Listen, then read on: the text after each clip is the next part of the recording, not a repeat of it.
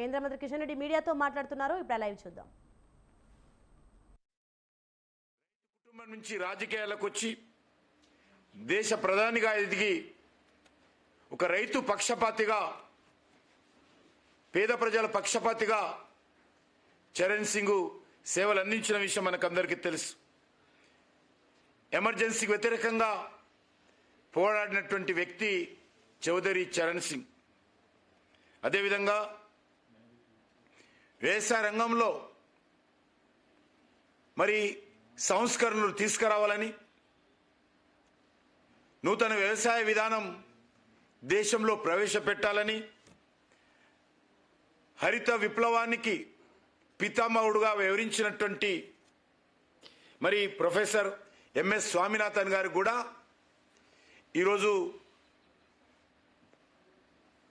భారతరత్న పురస్కారం ఇవ్వడము అది స్వామినాథన్ గారికి ఇచ్చినట్టు కాదు, ఈ దేశంలో ఉన్నటువంటి రైతు సమాజానికి, రైతులందరికీ భారతరత్న ఇచ్చినట్టే మనం చేస్తా ఉన్నాను.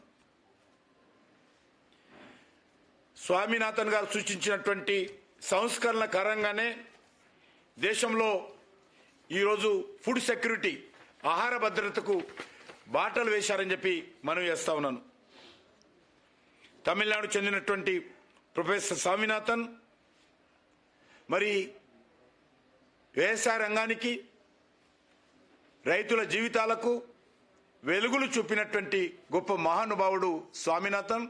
ఈ సందర్భంగా చౌదరి చరణ్ సింగ్ కుటుంబానికి, స్వామినాథన్ కుటుంబానికి, అదేవిధంగా మన తెలుగు ప్రజల ముద్దుబిడ్డగా దేశ ప్రధానమంత్రి వరకు సేవలు అందించినటువంటి పివి నరసింహారావు కుటుంబ సభ్యులకు మనస్ఫూర్తిగా నా తరఫున మరి అభినందనలు తెలియజేస్తా ఉన్నాను, శుభాకాంక్షలు తెలియజేస్తా ఉన్నాను. తెలుగు రాష్ట్రాల నుంచి మొత్తానికి పెద్ద కేంద్రంలో ఉన్నది, కేంద్ర మంత్రిగా మీరు బాధ్యతలు వహిస్తుంది. ఎన్నో ఏళ్ళ నుంచి లాంగ్ స్టాండ్ పెండింగ్ అంశం ఉంది సార్. ఎన్టీ రామారావు గారికి భారత రత్న ఇవ్వాలి, చాలా మంది లెటర్లు కూడా రాశారు. దాన్ని ఏమన్నా మీరు కేంద్రం దృష్టిని తీసుకెళ్తారా? తప్పకుండా సార్. ఏం సార్, గతంలో ఎన్నడూ లేని విధంగా 5గురికి ఏకకాలంలో భారతరత్న ఇచ్చారు, ఏంటి? భారతీయ జీవన విధానాలను, భారతీయ సంస్కృతిని, భారతీయ చరిత్రను గౌరవిస్తున్న విషయం మీకు అందరూ తెలుసు. ఈరోజు అనేక రకాల మార్పులు ఈ దేశంలో తీసుకొస్తున్నాం.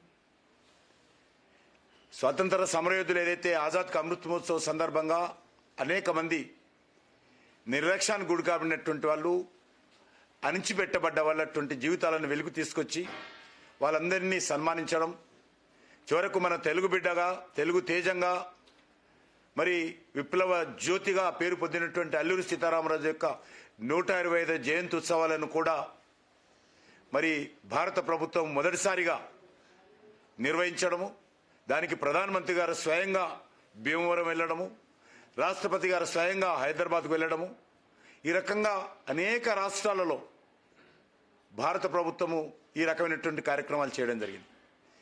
మరి బానిస ఆలోచన విధానానికి ఇంకా మరి మచ్చగా ఉన్నటువంటి అనేకమైనటువంటి కార్యక్రమాలను మార్పులు చేయడం జరిగింది. రాజ్పథ్ను మనం అందరం చూసాము, కర్తవ్యపథిగా మార్చడం జరిగింది. సుభాష్ చంద్రబోస్ విగ్రహాన్ని ఇండియా గేట్ దగ్గర ప్రతిష్ఠించడం జరిగింది. కాబట్టి అందులో భాగంగానే ఈరోజు నరేంద్ర మోడీ గారి నాయకత్వంలో అనేక మార్పులు తీసుకొస్తున్నాము. ఆ మార్పుల్లో భాగంగానే ఈరోజు మన యొక్క పివి నరసింహారావు గారు కావచ్చు, చౌదరి చరణ్ సింగ్ గారు కావచ్చు, లేకపోతే ఎంఎస్ స్వామినాథన్ గారు కావచ్చు, గతంలో లాల్ కృష్ణ అద్వానీ గారు కావచ్చు, భారతరత్న పురస్కారం ఇవ్వడం జరిగింది. ఏదైనా కూడా దేశం కోసం, దేశ గౌరవాన్ని, దేశం కోసం సేవలు అందించిన వారిని గౌరవించేటువంటి సాంప్రదాయము ఒక్క భారతీయ జనతా పార్టీకే ఉంది. నరేంద్ర మోడీ గారి నాయకత్వంలో ఆ దిశలో మేము అనేక కార్యక్రమాలు తీసుకుంటున్నాం. భవిష్యత్తులో కూడా ఈ రకమైనటువంటి కార్యక్రమాలు తీసుకుంటాం. సార్, దేశ తొలి ప్రధానిగా పనిచేసినటువంటి నెహ్రూను ఉభయ సభల్లో నెహ్రూ పైన ఆరోపణలు చేశారు.